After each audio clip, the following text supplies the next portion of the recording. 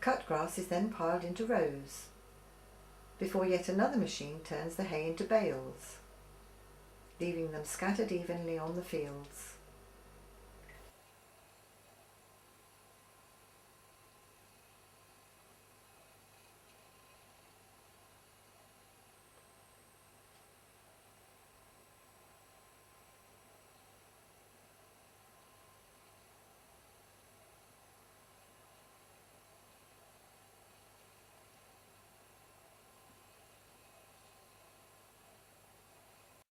There were lots of baling machines available, and this one left the bales in groups of 5.